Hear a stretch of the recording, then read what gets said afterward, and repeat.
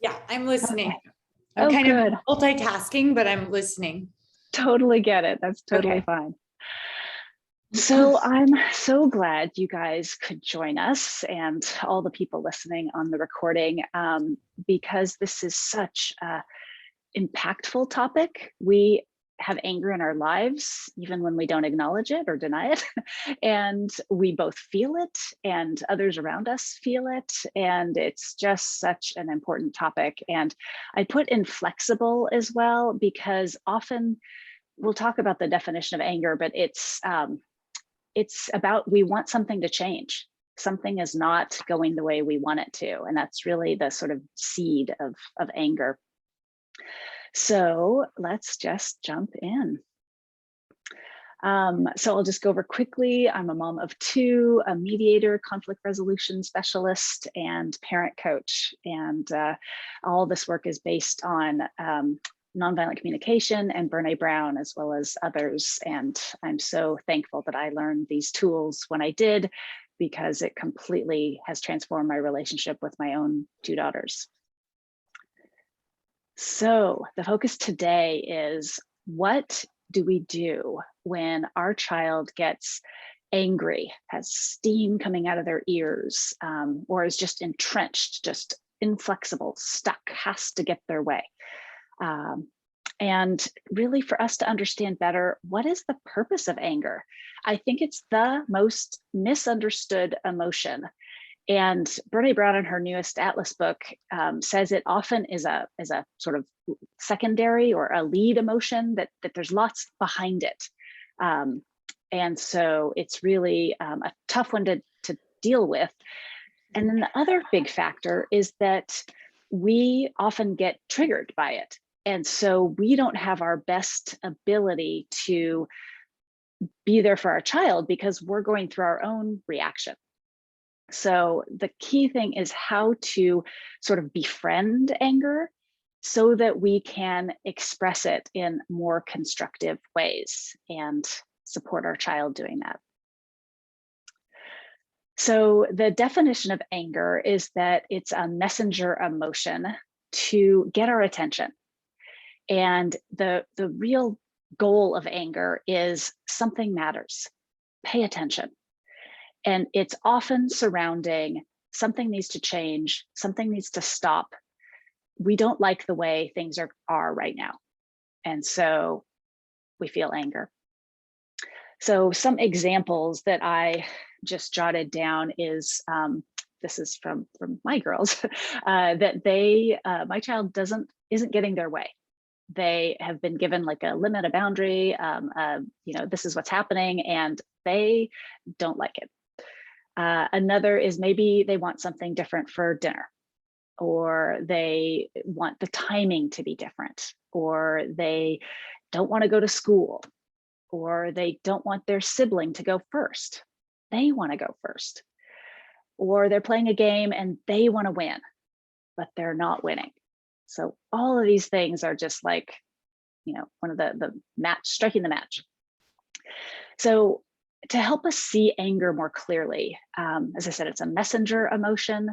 And one of the keys is that we often interpret it when someone's angry in front of us and they're saying, we internalize that as it's something about us, something about what we're doing, or if we set the limit, it's our fault. There's some stickiness and entanglement, and we get hooked. So that's a key part of what I want to shine light on today, is that anger, when someone's feeling anger, the child, it's about them. It's not about us. So that enmeshment, that entanglement is ours to work with, to separate it out. And then often anger is used to cover up feeling powerless, feeling afraid, feeling stuck, feeling sad, feeling so many other things. But we, in our culture, sort of say it's okay to express anger. That's one of the ones that is allowed. And some of these other ones in our families aren't, or weren't, for our culture. It's a lot harder to say, I'm feeling shame right now. no one does that. But we say, I'm angry. That's just somehow in our culture more acceptable. So this is sort of the $80,000 question: is why is it so hard? Why is anger so complicated? And I think one of the key things is that we were told as a child that expressing anger and feeling anger, especially towards another adult like your parents and authority, was disrespectful and inappropriate. And so we started this armoring of don't feel it, bottle it up, repress it. Or we also felt scared of angry emotions. And when we're scared, sometimes we come out with attack. And so some people have, I'm scared, and so I'm gonna back. So we often either withdraw, cower, or we attack back. And this is just our normal protection. So again, more on this, why are we feeling anger? And it's again, just instinctive. It's one of our core, from our limbic, oldest part of our brains. So our ability to regulate and to be sort of this calm, zen place of support is so tested when we are faced with, we just go, yeah, or we go, ah. So it's a real visceral, embodied response. So, and I do want to say, if there are any yeah, buts, any questions along the way, please feel free to unmute or raise your hand, or get that in there, because I want this to really be of benefit. And we're going to get into the interaction part in just a minute. So the big thing is that because our parents didn't know how to support us and validate us feeling our emotions to completion, most of us never learned how to face anger, nor feel it to completion, nor express it in a constructive way. And so this is the break the cycle idea, that we just keep doing what we saw our parents do. And this is now being taught, luckily in this district, the social emotional learning is very strong, especially for the kids, but the parents are getting left out because we never learned it, and we need a way to get these skills. Instead, we were taught unskillful patterns of, it's your fault, how dare you, I'll give you something to cry about. It's all of those, I'm right, no, stop arguing with me. It's reject the anger. And that is not supportive of us as humans, because then we get it stuck in our bodies. It becomes an unprocessed pain. We were not understood, we were not met, we were not validated. So these are all the things that happen. So I'd love to just take a minute, and if either of you have a piece of paper, I said Rebecca has it, Lindsay, if you do, and just take a moment and talk about, or journal about, what anger was like for you growing up. I'll give you a couple of prompts as we go. I'm just going to, and if you are listening at home, stop the video and just get a piece of paper and start journaling some of these questions. What was anger like for you growing up? And another one is, when you face someone who's angry, what is your reaction? Another one you can write about, and you don't have to do all these, but just something to get your imagination going. What are your beliefs about anger?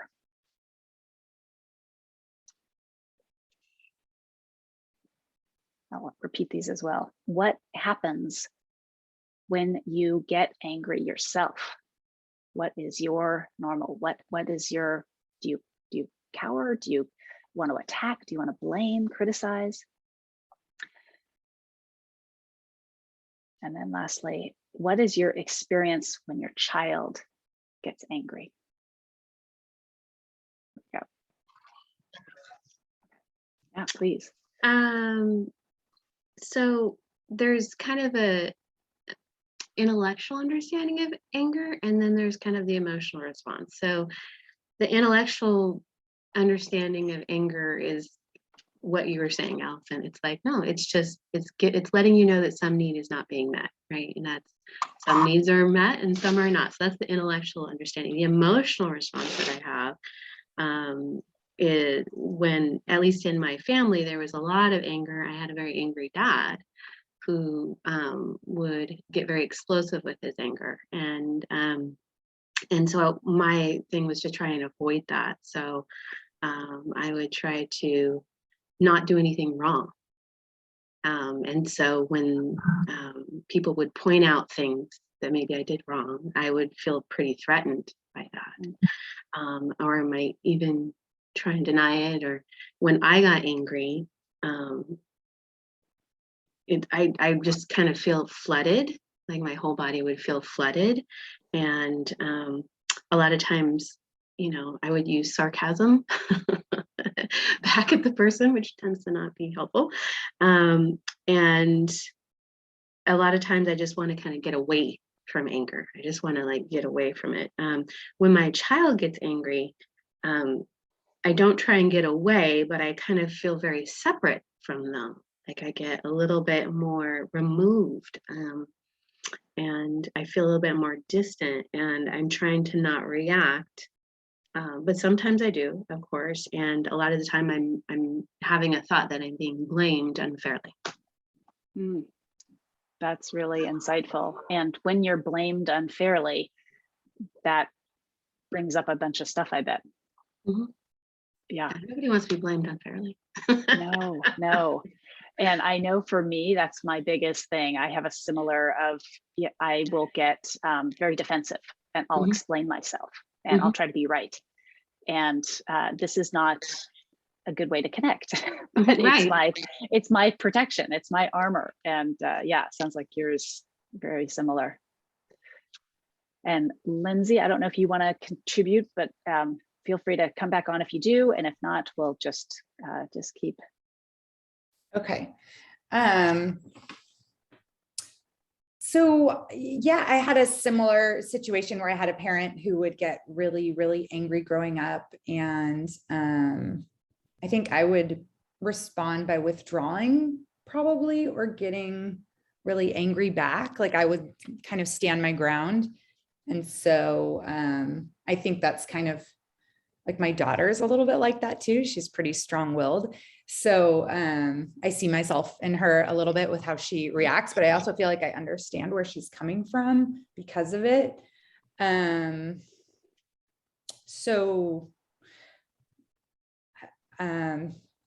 Yeah, she, she'll get really, she tends to just like tend towards anger. And if you don't like take a minute to calm down and try and understand where she's coming from, you really have to kind of get there to make progress. Otherwise, it's just going to spiral out of control.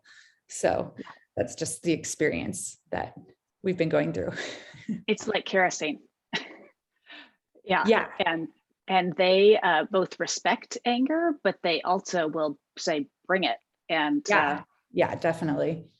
That's my experience with my strong-willed daughter. And so for me, I felt often stuck. And that's why I learned all these tools, because I felt like I couldn't react back at her because that was kerosene. And I couldn't give in because that was sort of weakness. And that wasn't great either. If you give them an inch, they'll take a mile, like that kind of, yeah. And so it really is this really challenging place for me to get to a centered place to stand up for my boundaries, but not in a way that was attacking her. Mm-hmm. And so a lot of this, what I like to say now is I stopped to not reject, but I stopped to connect. And so we're going to get into the sort of how to do this in a more skillful way, because we all experience the unskillful old patterns we have. We're trying to unlearn those, right? So that's great. Let's go to the next. So just quickly, we've already kind of go over this, but it's a messenger moment. It's trying to get us to pay attention. that we often interpret things incorrectly because it gets sticky. We get it to think it's like about us, or that they're attacking us. Anytime I'm feeling like back on my heels, it means that I have taken something personally, and sort of in that reaction thing. And even when it's directed at us, it's not about us. Their anger is trying to meet their needs. Just often we've been taught really unskillful ways. And so we do get this, it's really easy to enmesh and get internalized. And that there's something that we want it to change, or they want it to change. She's ever angry. So what do we do? And I have this chicken and the egg thing again. And we can't be our best selves when we are actually triggered and reactive because of our own lived experiences of anger. It makes perfect sense. It's not no one's fault. It's not blame yourself. It's give yourself, again, connection and support, because we need to put our own oxygen mask on first, or else we won't be authentic in our response. And so that's why the first step is stop to support yourself. And this can be take a deep breath. It can be validating. Oh, this is hard. I really am uncomfortable with anger, and it triggers all my old stuff, that stuff with my parent, the stuff with my spouse, potentially, the stuff with my coworker. It all just comes kind of flooding back. And so just acknowledging this is hard. This is a hard human moment. And the other thing I found really helps me is to be able to acknowledge and say what it is, the pattern that I'm going into. And so it's called broadcasting. I'm doing that thing where I get really defensive, or I'm doing that thing where I get really withdrawn and protective and kind of like deer in the headlights. Her intense anger is just, I'm just doing that withdrawing thing. If you can speak what your reaction is, it gives you that meta level so that you're not in it, you're not just hooked in it. And it gives you the support to actually, this is a hard moment, we're engaged, and this is what I'm doing. It helps you not be stuck in it. So if even you can say what your pattern is in that moment, I found that's a support for me. And we're going to go through what the stop stands for. So, but the key message here is, if you feel frustrated, that's a signal that you've got something kind of, we're stuck like this. If you're just completely, oh, my child is angry, and you're not affected at all, then you're good. But so often my plans are interrupted. I'm like, I don't have time for this. Or I'm thinking, again, really? You're arguing about this again? You know, and so my stuff gets activated. So again, it's just acknowledge that's human. This is hard. And I'm doing my pattern. I'm withdrawing, or I'm getting really angry at her and I want to yell. So if we can speak it, helps it lose its power. Again, if there's any questions. So this is what I really want to kind of shine light on and practice with today. And it's what to do. We do this both for ourselves, but also for the child. So this stop to connect instead of stop to reject, defend, attack. So it's just a real, it's a flip, it's a U-turn, it's counterintuitive, because our limbic system is receiving. If someone's, that, especially if we had an angry parent, that can really trigger us and put us into our, I need to protect, I'm not safe. And so it can really flare up a lot of stuff. So the key thing is to work with that. That's a whole other class. But to be able to meet our child where they are. And so this stop to connect, stop to validate that anger is not bad. It's not a problem. It's a messenger emotion. It's here to serve us. It's actually a positive thing in our lives. That's big, because so much of my lived experience was anger is something to be rejected, defended against, attacked back. It's something to be super hard. It's something to absolutely reject. And so this was a big counterintuitive learning for me. So I just want to have you sort of just be with that anger is actually a positive, important force in our lives when we don't enmesh, internalize, and when we can see our old patterns and that they aren't the most skillful way to be with it. And when we can really get in our bones, our body, that anger is here for us. Our child's anger is here for them. And it is actually a vital link to tell them about their needs. And each time we reject or stop or talk them out of or defend against, basically invalidate their lived experience of anger, we break the link. We break their internal knowing and their internal guidance system. And so, yes, anger is difficult. Yes, we have a lot to unlearn. Yes, it is not easy.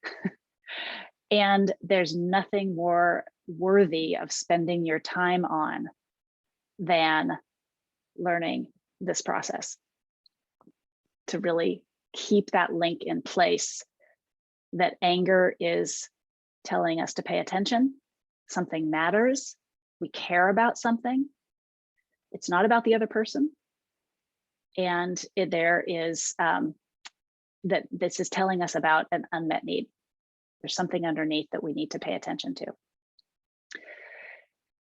So with a child, again, we've calmed ourselves down. So we're at this place that we are fairly centered and stable and non-reactive, non-judging. And we get to this, my child's off track. They need my support. So the first part in that stop to connect. So it's both a metaphor and it's a practice. So the S stands for something matters. It gets you to validate that it's not a reject, it's a let me go towards you. Something matters. Tell me, what do I need to know? It's getting you to a place of curiosity.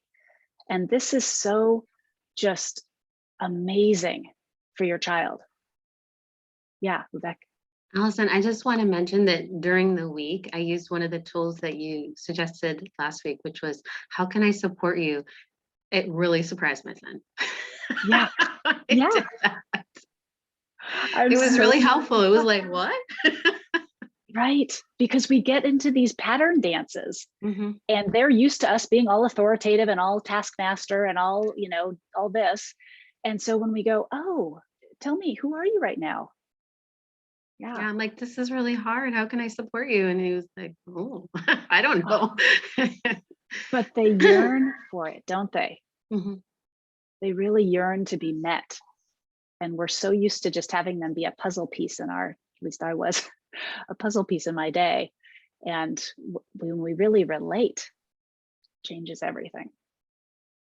Yeah, thanks for bringing that up. So that just key moment of stop and go, oh, something's important here. And they, again, it would just make my daughter's face glow as well. And it was a shock in the beginning because I wasn't showing up as I normally did. So then the T is the threat, no threat. Again, our whole limbic system is accurately reading nonverbals. They're going, no, they're the face, the tone, the gestures, the body, especially if they're hitting or doing something else. It is, it's validate your own nervous system. You are picking up accurately and you have a lot of meaning making. So the key thing is they're showing up, but what we do is we put a whole bunch of assumptions and projections and accurate lived experience, but we don't realize that in this moment, actually it's about the child. And when we put all those things on top, it engages us. And that's when we that our old patterns get stimulated. So if I can get to, is there a physical threat? And again, if someone's hitting me, I need to take action and stop that, because that's not safe for either of us. However, 95% of the time in our homes, hopefully, it is a no threat, no physical threat. And if it's a no physical threat, just an emotional one or an identity one, because one of the layers I'm quick to put on is they are defying my authority. And then another one is I judge they shouldn't be doing this.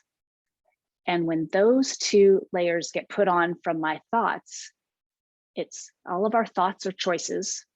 They're just our interpretation in the moment. So I can think a different thought. If I can get to that no threat, I can calm myself down. I can get on their level and give them de-escalating messages so that helps them regulate their own nervous system and help them feel less threatened. Because so often they're in a power over situation. They're the young one and we're here and we're older and we're bigger and we have more experience, and we basically are saying, reject, stop, don't feel anger, it's threatening me. Instead, can we get on their level and give them a safety message? Oh yeah, you're off track. You need support. What can I do? So that's a key thing about working with both of our nervous systems. Help us de-escalate the sense of threat because we're noticing our thoughts. So then the next one, if there aren't questions, and again, feel free to raise them in. The O in stop is to let them own and stay with the discomfort. And this is, again, completely counterintuitive to everything we've done for the last however many years we've been alive. So it's a U-turn. It's counterintuitive. It's something new. So it's let them own their experience of anger, stay with the heat, the jaw clench, the stomach, the pressure, stay with all of that. It's important. It's here for a purpose. It's here to support us.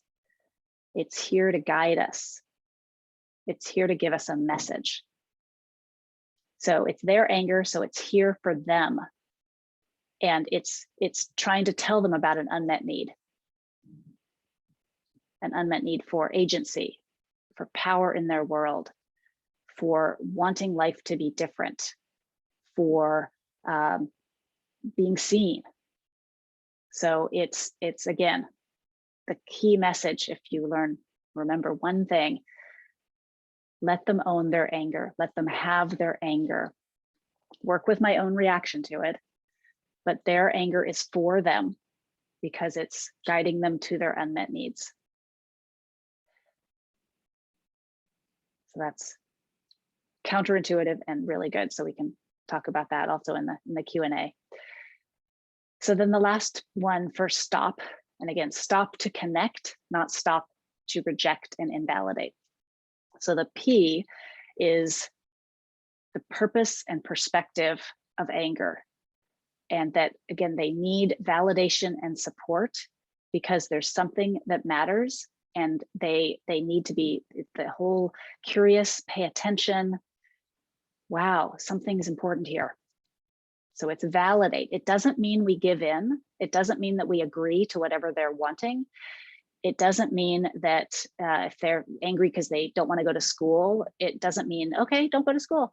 It means stop and do the emotion connection first. It's listen and validate first. We can problem solve next, but what they need in that moment is validation that they matter, that their inner experience is accurate and is theirs and is important and is valid.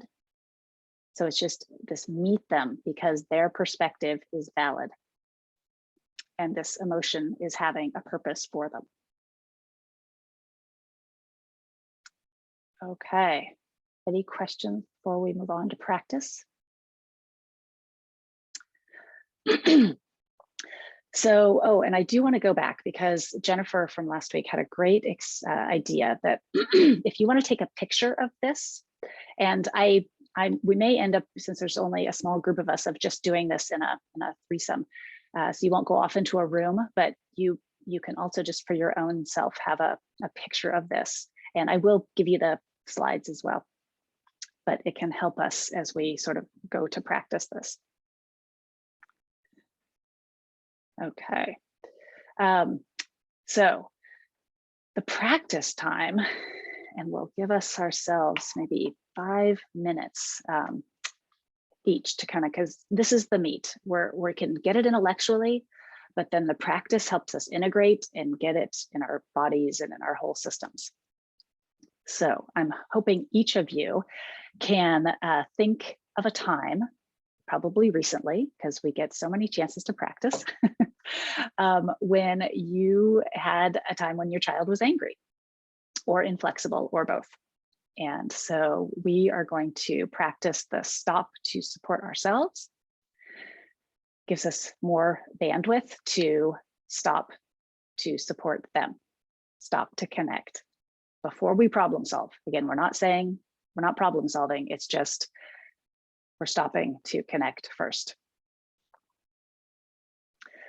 So if you want to each take yourself off mute, and Lindsay, if you're able to come back with your camera, I would love to have each of you, and you can decide how about the person with the longest hair goes first. I don't know, because Lindsay, you have yours back in a ponytail. But and so what you're going to do is just describe for like 1 sentence what the scenario was that your child was angry about. And then one of you is going to be, how about the person whose experience it is will be their child. And Lindsay, if you just want to, or the other person will stop to support themselves and then stop to connect with their child. So use the STOP. Does that make sense at all? So we're doing both. Like we're basically acting as our child would, and then also trying to go through the motions too. Right, and the other person is going to do it. So for Okay. example, my turn, I'm going to think of a time when my daughter was angry and give you the scenario. And then the other person is going to imagine that and stop to support them. Yeah, actually, you're going to have to do your own. Yeah, so you would stop to support yourself. Okay. How is this going to work better? Yeah, I'm getting confused. I think it would actually be better if you did both. Okay. Yeah. Lindsay, do you want to go first, or do you want me to go first? Yeah, I'm just trying to think of a good situation. There's something that happened last week, but I'm like not remembering exactly how it went down. So I could come up with another one though. Okay. And we'll coach you, because this is all, we don't get it right the first time. So just go for it. Okay, so the scenario is that she's really frustrated with another kid at school who's been, it was a really good friend, and he's been kicking her, and she can't really interpret if it's like, it's a lot of like wanting attention in a good way, but also a bad way from her. And she's really frustrated and angry. And as she's telling me about it, she just keeps getting like angrier and angrier. So that's the situation. Yeah, that makes a lot of sense. And you're wanting to support her. Yeah. Yeah, exactly. Okay. So she's just told you that this has just happened. So to support yourself, what are some things that you could do that you already know about, and some things that, some phrases that maybe you learned here? Is maybe say that sounds like it really hurt your feelings. Yeah. How can I support you? Right. And before we go to her, because so much of this work is that we get it sticky in us. So what is your reaction when you hear that another boy has been sort of kicking and messing with her? Do you have any reaction to that? I usually want to find out what happened before that happened. Yeah. Yeah. There's always more to the story. Yeah, like, can you give me more information? Yeah, I'll usually ask her what happened. Like, why do you think that, you got kicked? Like, what happened? Yeah. So, and that's great because we so want to understand and come from that rational place to kind of figure it out, right? Yeah, that makes perfect sense. And there is always more to the story. yeah. But I think sometimes she interprets it as, what did you do to cause that? In like a blame. And so I think that's where I have to be really careful with. Yeah. And that's the whole, I'm glad you brought that up, because the whole piece of meet them emotionally before we go to problem solving or even asking for more information. Yeah. Yeah. I think that's where, exactly. Yeah. Yeah. And it's hard. First, it's so hard for me because I don't do emotions. Like, those are messy. Those are complicated. Let's just skip over that emotional part. Can we just? Yeah. And it might escalate. That's the thing. Like, if we get into this, it could just go the other direction and let's like go off the charts. So, right. Yeah, it's almost like an avoidance tactic too, I think. Yeah. So you're worried about pouring gasoline on it. Yeah. Yeah. So to validate her, something I've just been trying to do is maybe just like listen, just kind of take it all in. Like, don't say anything, just listen and let her just kind of get it all out. Yeah. First. Yeah. But then it's like, I want to kind of cut it off too at a certain point because it continues to escalate sometimes. So I love that you said that because that was exactly my experience too. And when we feel done or when we want to cut it off, the reason they're keeping going is because they haven't gotten what they need. Yeah. And so they're like going to tell you louder, or they're going to tell you sideways, or they're going to tell you because they want to connect and they want you to see how awful this was from them on an emotional level. And too often before I learned this work, I could only meet her at a rational level. Yeah. Because I had so repressed my own emotions. So we can't give what we don't have. So again, it's just way to go, keep going, keep trying. And it's challenging to meet them emotionally when we don't meet ourselves emotionally. Yeah. And she would get frustrated when I'd meet her rationally instead of, oh yeah, I remember a time when that happened to me. Oh gosh, where do you feel that in your body? Oh yeah, is your jaw really tight? like sit with her emotion and just focus on that. Yeah, is kind of the direction to go. First off, it sounds like. Yeah. And just know it may take longer than I have patience for. Yeah. And that's okay. And that's something to acknowledge. Like, hey, I really want to hear you, but I'm just feeling like I'm kind of like going zombie and I think I need a break. And this is, you matter to me so much.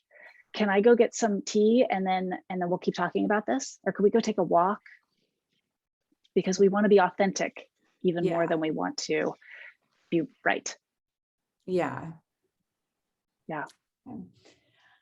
I think I can start like just defaulting to like, how can I support you? I mean, does it help to say like, you seem really angry, or it seems like you're really, it's really bothering you, or you're really sad about this? Like, does that help? Or is it like, you're kind of using the you a little too much?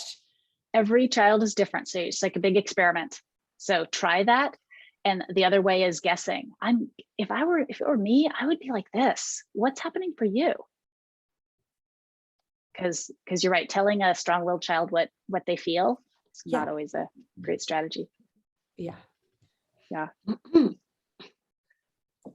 So I'm glad you've sort of gotten to the meat of this, of it's not just straightforward, and it is get ourselves to a place of center, but also to a place of heart, so that we can then authentically really meet them with what are they feeling and what are they needing. Yeah. Okay. Rebecca, do you want to go? Yeah, I can think of one that happened. This was between my two kids yesterday, and I was driving, and my daughter was saying something, and my son was saying, "No, that's not right." And then she kept saying, "Yes, it is," and he was just getting angrier and angrier until he screamed. And then I intervened, and probably inappropriately so, and said, "No, you can't do that." But I tried to do it's like, I'm okay with, disagreeing. I'm not okay with the screaming, but I'm wondering, what would be a better way of doing this. I think I do tend to go to the old thought about they shouldn't be doing this. I really like the idea of saying, okay, my child's off track. They need my support. And I was trying to kind of figure out, okay, what matters here? What it sounds like this is really bothering you, that she's disagreeing with you on this. And he was saying, it's just really important to him and frustrating for him when people say incorrect stuff. Right? And she's several years younger. But yeah, it just really bothers him. And I started to go into rationalization at the time, like, well, people, are entitled to their thoughts, and people have different thoughts, and kind of have to be okay with the fact that other people are going to have different thoughts than us. But I'm wondering about, like, what were some kind of safety signals I could give him there? Because like I said, I kind of knew, okay, it sounds like he feels frustrated when someone is not on board with kind of the same thought. But I'm wondering about what safety signals might be helpful there. I think just the validating that, hey, what you believe and what you know is great. It's meet them, that it sounds like he's a personality that really likes to be right. We all do, but some of them, there's one More so than personality others, type, yeah. even more. And so that is like their core survival. Like for them, it's at a whole different level. And so reinforcing, reassuring that that yes, you have a good point, and sometimes there's different perspectives, or maybe she just doesn't know because she's not the same age you are, or hasn't had the same education you have, or and that is a good observation. And it's still sort of in this head level, which again is not a problem, but it's really neat that what sounds like you tried to do of, yeah, it's so frustrating when you don't feel like you can get your point across, when you don't feel understood. That's just, where is that going on in your body? They love to be body detectives. We do this a lot in the Surviving to Thriving moms group. So it's just really meet the emotion. And again, it's not our intuition. It's not usually where we go first. We want to just think about it. We want to get it right. We want to explain it, and we want to figure it out. So it's a new practice. I like that idea of the the validating. It's like, that what he believes is great, and that's wonderful, and that he can bring that perspective, right? And that we do have different perspectives, and that can feel frustrating, and then kind of going into where does he notice that? My thought is I'd probably lose him there. Yeah, He probably wouldn't talk about where he feels it in his body, but I could try. Let's see. And then let's see. So staying with the discomfort, is that when you're kind of noticing kind of where he feels it in his body? Is that kind of allowing him to also kind of stay with the discomfort and just notice that that's what's coming up for him? Yeah. And the things that we do to get out of discomfort, because we'll stay in our brain and we'll try to be right. So being right is actually a strategy to get out of, I'm being disagreed with and it doesn't feel okay. It feels like I'm, literally unsafe. And okay. So even like stating that, like it sounds like it doesn't feel okay, right? When you're disagreed with, right? Yeah. Okay. which will probably be his lifelong edge. Struggle, right? I'm like, it's gonna be a hard road.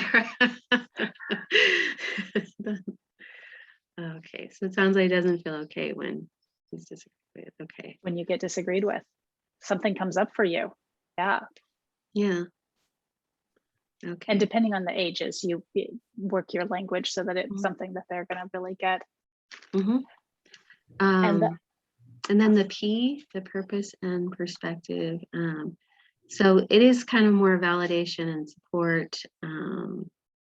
Does it feel like that's already been kind of incorporated? Because I feel like all along in that, it seems like it's that validating. It's all different ways of getting us, because so much of what we do and we're taught, we're invalidating. Mm-hmm.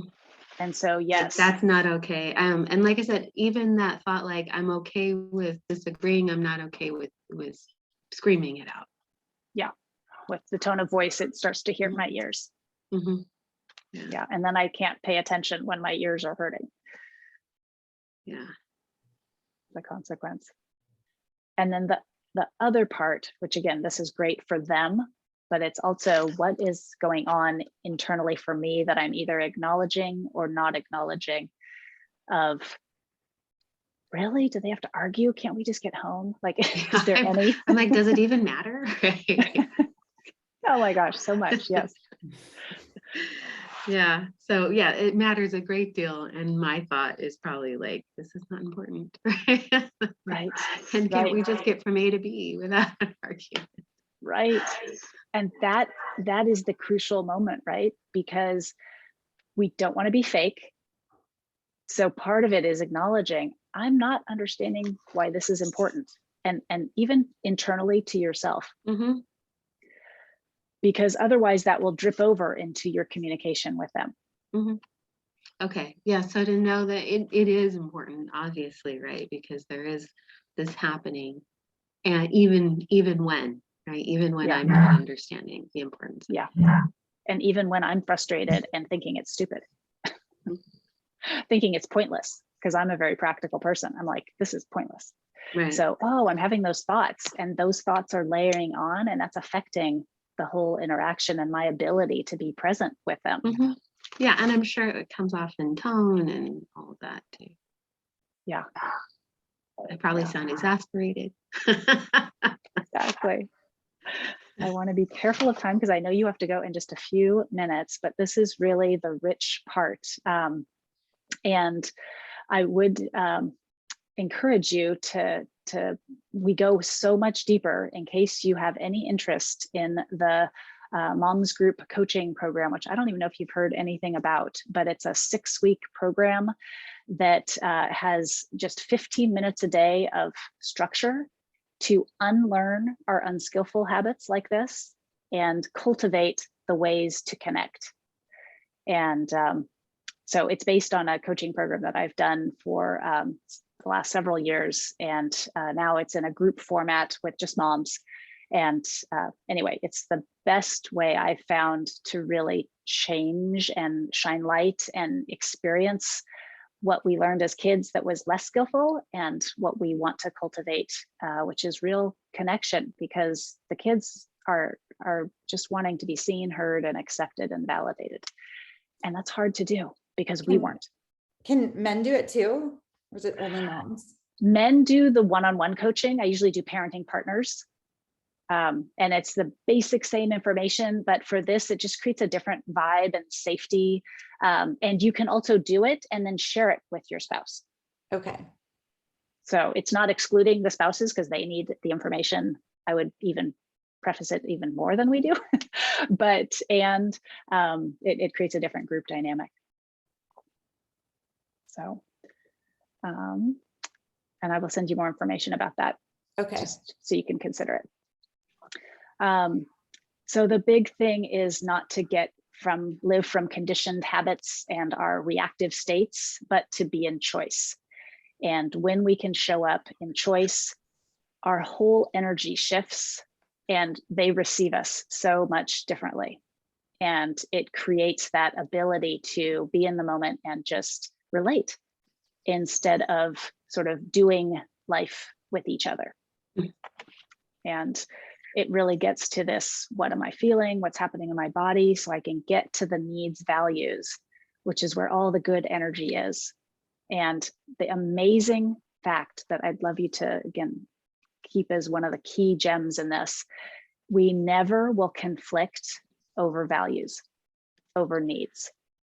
There is never conflict when we are on the needs values level.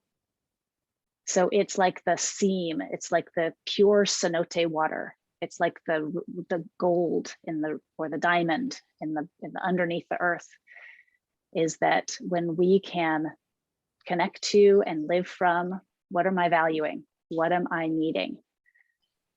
That's unique to me, and we will never conflict over it. Where we conflict is about the strategies to meet the needs. So an example of partnership, my need is for partnership. We'll never conflict over that because they have a need for partnership and I do too. Where we conflict is, I need you to take out the trash right now to be to show partnership to me. And when I attach to that, when I'm fixed on that, he can say then, no, I won't. And then we're in a power struggle. But when we can say, oh, what's the goal? The goal is for partnership. Okay, well, what's your good idea about how to have partnership around the needs of our home?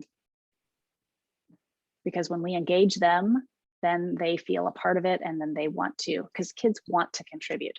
Mm-hmm. They want to please us. They want to be seen and heard by us. So that's the key thing about get to the needs level. Wonderful. I'm gonna have to go, but thank you so much, Allison. I really appreciate it. You're welcome. I'll get you more information soon. Thank you. So this you've seen before, that there's different ways to work with me.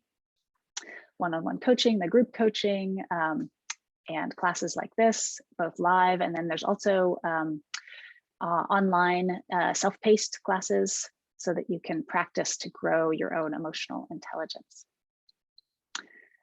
And I'd love to hear, Lindsay, if there's any other questions, or if you want to go back to your example and just even go deeper, or what else has come up for you to support you facing. Well, I have one. I'd love more information on just how to, I think the moms group could be really good. Just like the connect, that focuses on like the connecting part. Yeah. I tend to have a challenge with that with my oldest, but with my younger one, it's no problem. Like it's much easier. Mm-hmm. Sometimes I just think it's a personality conflict. Right. So, but with my husband and the younger one, I've noticed the younger one has been going to him and bringing up scenarios, and then she'll get like a dismissive reaction, and she's so mad, and she's just been like having this anger lately where she'll shake and she'll just like turn red, and it looks like she's holding it inside. And I'm so worried about her. But maybe, I know you said just let them sit with that. Like, is that good that that's happening? Because I just want to like help her. I'm like, oh, it just looks really intense. What she's, it's okay, because it is something for her. So a great way to guide, if you're not stepping on your husband's toes, again, that's also another dance that we talk about in the moms group coaching, is how to validate her or model for him what the validation would look like. And you can, it's even getting to that observer level of, wow, you seem like you're almost vibrating. Something is going on for you. Can you tell me more? Are you frustrated? Are you angry? Like, where is that in your body? Where does it hurt in your body? Would that be a good time to use that one? Yeah. What's going on in your body? Just get curious and see, and get her to, because the whole gift when we ask questions like that is they go inside. They don't look outside for validation. They look inside for validation. Mm-hmm. And so we're teaching them resilience, and we're teaching them to trust their gut. And we're teaching them that our insides, our internal guidance system matters. when Mhm. each time we validate them. And so the thing is like, yeah, are you feeling angry? Are you feeling mad? And yeah, it sounds like you didn't feel like that dad is understanding you right now. And she's like, yeah, you know, Yeah. and she'll be able to say what's really going on for her. Okay. Just gives them kind of like the floor to check in with themselves and then talk. Yeah, And gives them we're kind of trying permission. to foster that like self-awareness with emotion and then being able to communicate it. Yes. Yeah. And we can learn so much to reclaim our own emotional intelligence because our kids have way more access to it, especially the younger they are. And Mhm. even though it can be from our civilized lens too much, it's accurate, it's alive, it is for them, it's telling them about their needs and what's going on inside them.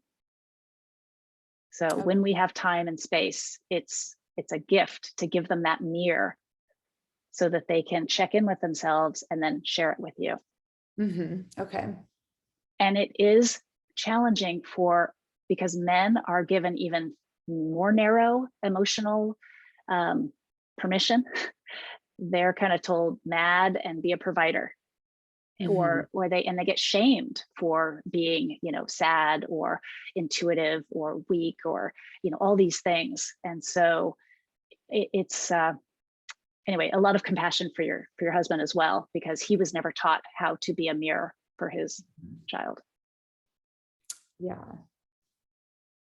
Well, I would definitely be appreciative of more information just for resources for him as well as for me, just with that to connect and just kind of listen to them as they're just growing so much right now. I mean, I feel like we really just left like the caretaking phase behind, and it's really just all about like connecting with them as humans and kind of helping them.